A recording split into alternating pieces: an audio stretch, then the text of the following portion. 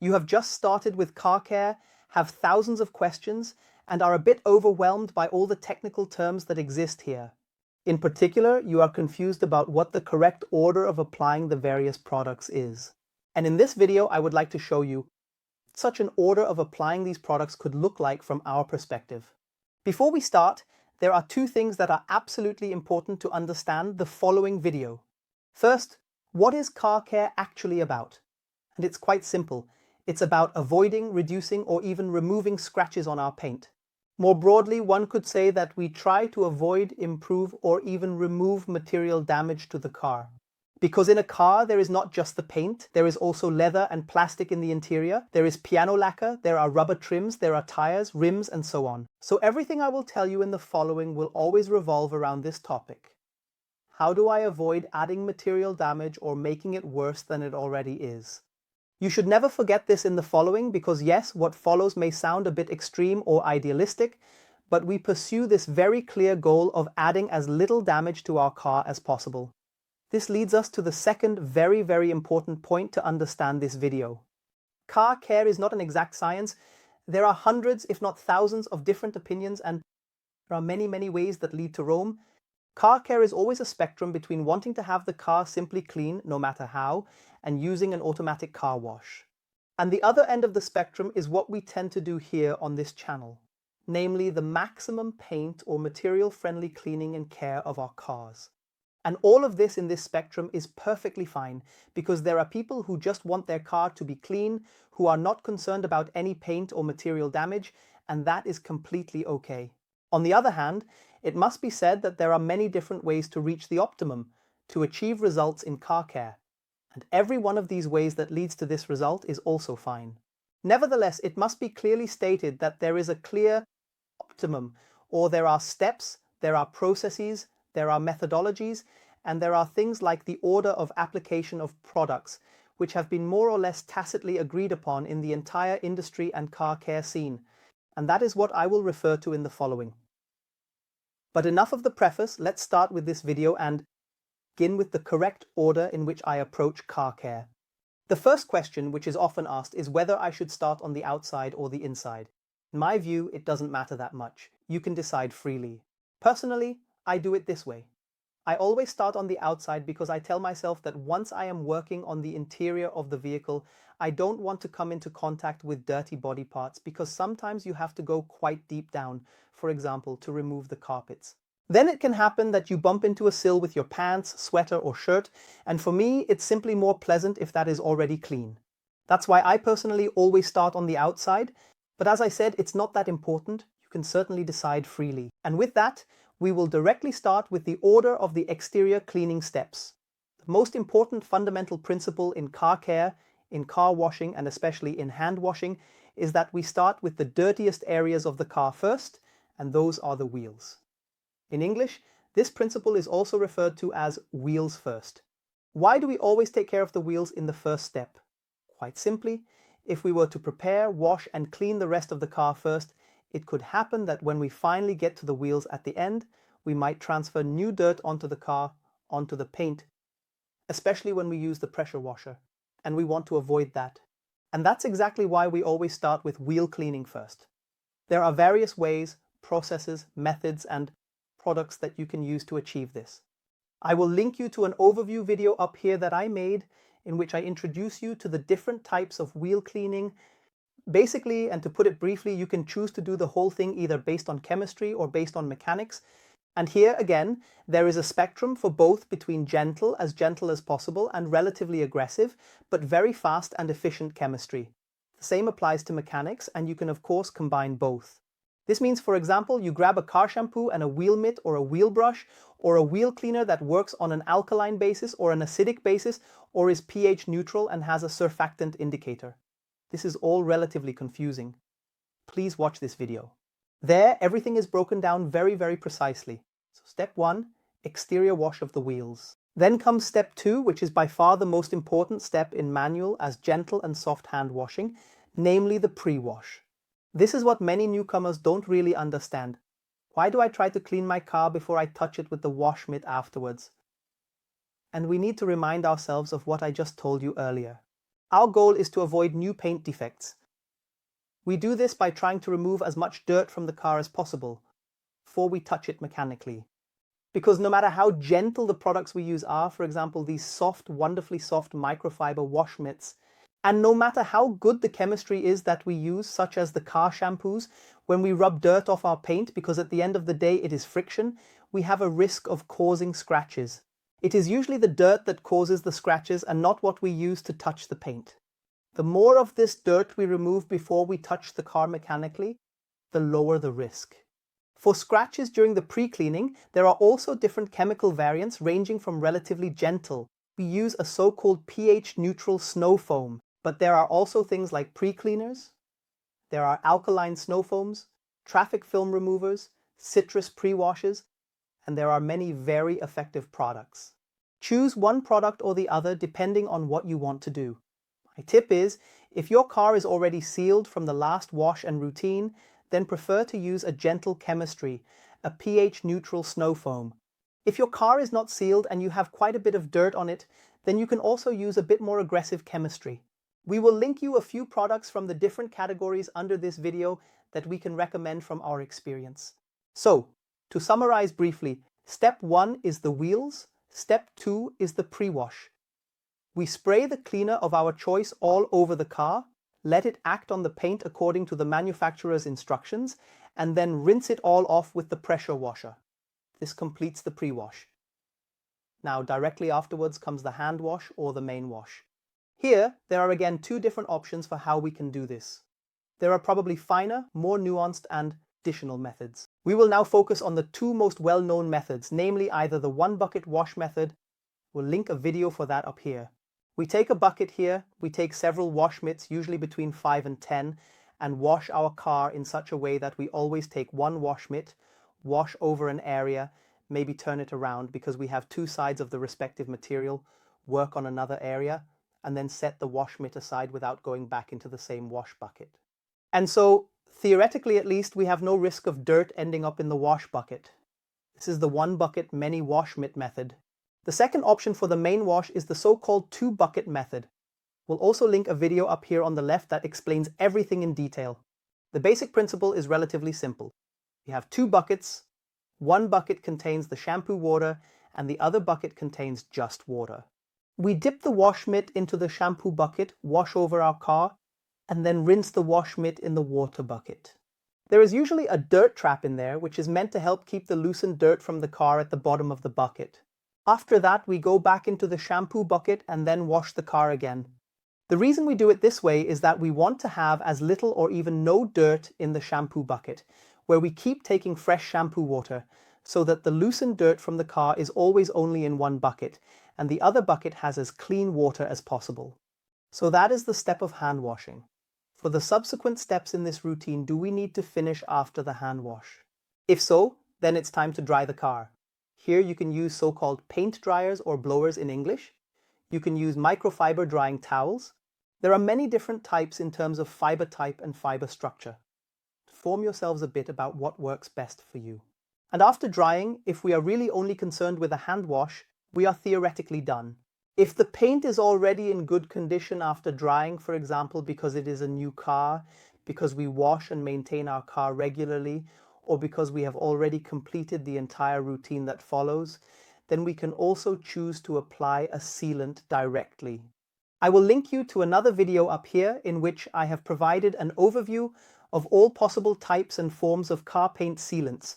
Check it out, it's very, very informative. After that, you will be able to decide whether to choose a quick detailer, a wet sealant, a sealant shampoo, a spray wax, a spray sealant, a polymer sealant, a traditional wax in paste or liquid form, a light, a graphene, or a ceramic sealant if we are washing our car for the first time. If we have never gone through such a complete routine before, then the next step after the hand wash would be to address any dirt that neither the pre-cleaning, the main wash, nor the hand wash could remove. These are special types of dirt, and for this we also use special cleaners. That's why it is very, very important. This question is often asked: should I apply the rust remover before or after the main wash? Should I use a tar remover before or after the pre-cleaning? And once you have understood and internalized the very simple principle that special cleaners work best when they only come into contact with the specific type of dirt they are designed for, you can answer this question for yourself. We always use special cleaners for specific types of dirt after the pre-cleaning and after the main wash, ideally also after drying. Because if we leave our car wet, for example, and then spray a rust remover on it, it may get diluted and not work optimally. So, heel cleaning, main wash, hand wash, drying. Now we can decide to go through the complete routine. Let's take a look at the car and see what kind of special dirt we have.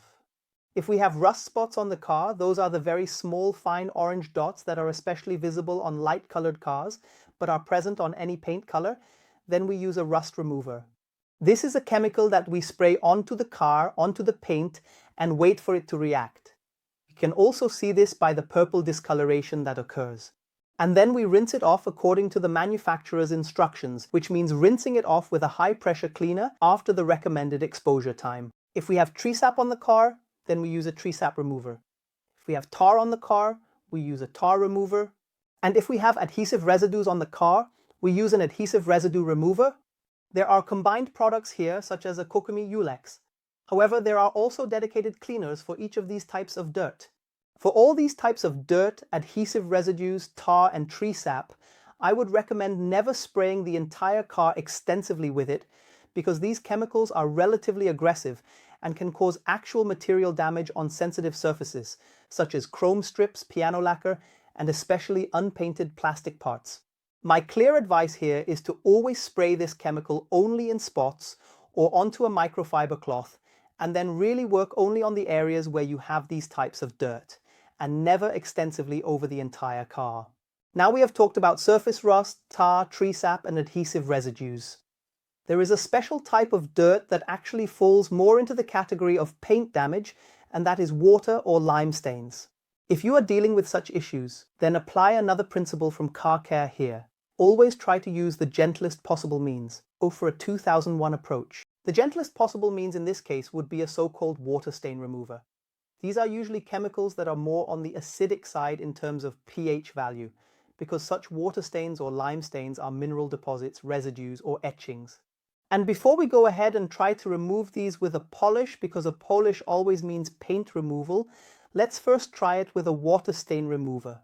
We spray this onto the affected area, let it sit according to the manufacturer's instructions, and then wipe it away with a microfiber cloth.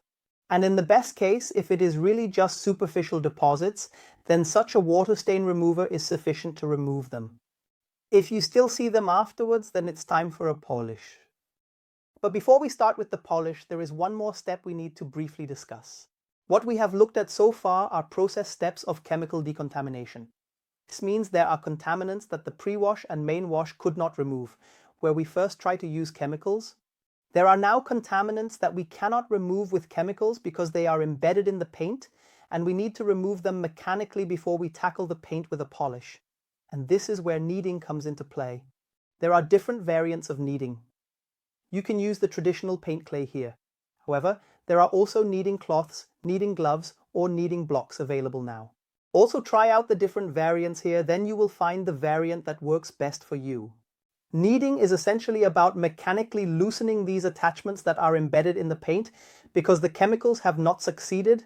For this, as mentioned, we use a kneading medium, USAND. We use a lubricant, or in English, a clay loop, which is supposed to ensure that the clay glides over the paint and that we do not cause too many paint defects while kneading, because it is an illusion to believe that kneading works completely without paint defects.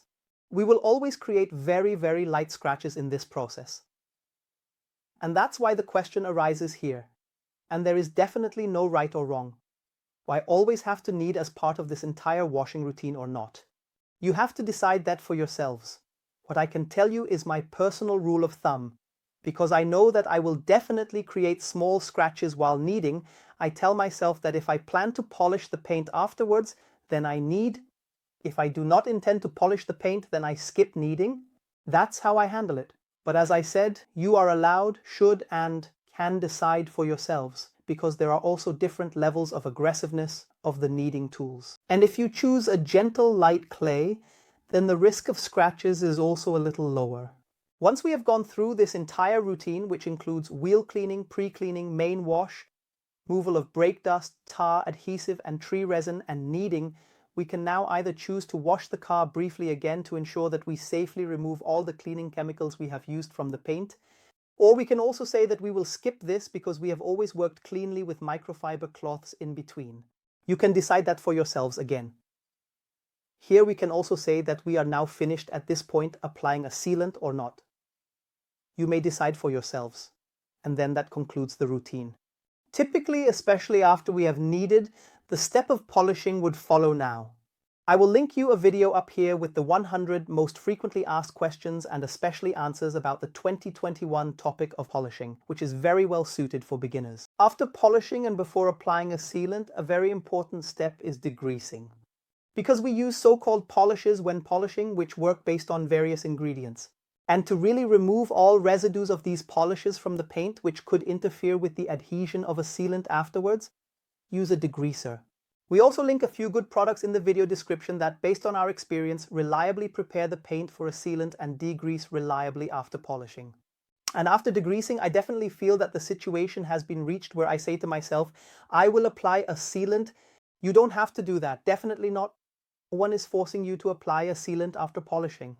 But to maintain the result of polishing, where we try to achieve the best possible paint condition for as long as possible, and to make cleaning easier during subsequent washes, we apply a paint sealant. As mentioned, take a look at the previously linked video on the topic of paint sealants, and then decide which type of paint sealant you want to choose. Now we are almost done. We have now cleaned the entire car, deep cleaned it, polished it, and sealed it. Now the finishing touches are left. This includes, for example, applying tire and/or plastic care. Most of the time, these are relatively greasy products, and I believe that if I already have a sealant on the paint and I don't work very cleanly, and I accidentally get some of that plastic care on the paint, it's easier to wipe off the residue if the paint is already sealed. And what I personally always do at the very end of the cleaning process is the glass cleaning. In glass cleaning, the issue is that there are actually, strictly speaking, only two states. The glass is clean, or it is not clean, and we have some streaks, fingerprints, grease spots, or anything else on the glass that would disturb the perfect image, the perfect view. That's why I tell myself that I really only go to the glass at the very end when I'm sure that I've taken care of everything else on the vehicle, because then I have no risk of messing up the glass later through any subsequent steps. This applies to the exterior just as much as to the interior. I always do glass cleaning at the end. This has now created the perfect transition to interior cleaning. In interior cleaning, the order is not quite as strict, but a few basic rules can still be established. In the first step, we should always try to remove as much loose dirt as possible from the car. This means we remove everything from the car that doesn't belong there or that would interfere with the cleaning, and then we vacuum the car to really remove the loose dirt. After that, we move on to cleaning the various surfaces. Whether you start with the leather, plastic, piano finish, screens, fabric, or anything else, from my perspective, it doesn't really matter that much.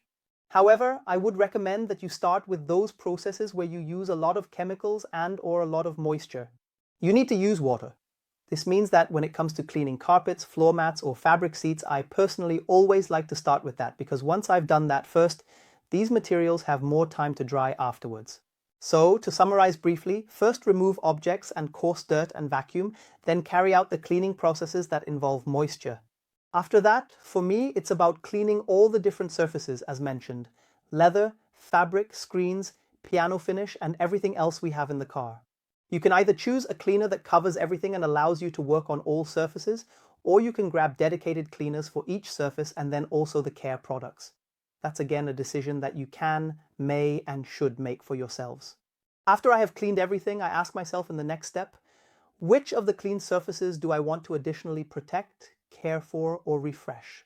From my personal perspective, what definitely makes sense is a leather sealant or leather care and a plastic care product, or rather, plastic sealant, because in these two areas there are really products that work very, very well and reliably. And then, as mentioned, I have it on hand. Once I have done all that, only then do I go and clean the glass from the inside at the end. And that would basically be the routine or the order of the steps that we carry out in car care, both inside and out.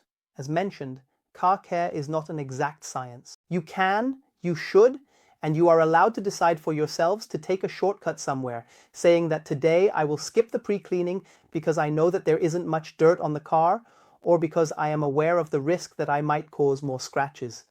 That's okay for me because I will polish the car afterwards anyway. Again, if you achieve the result you want in the end, then your routine is also correct in that sense.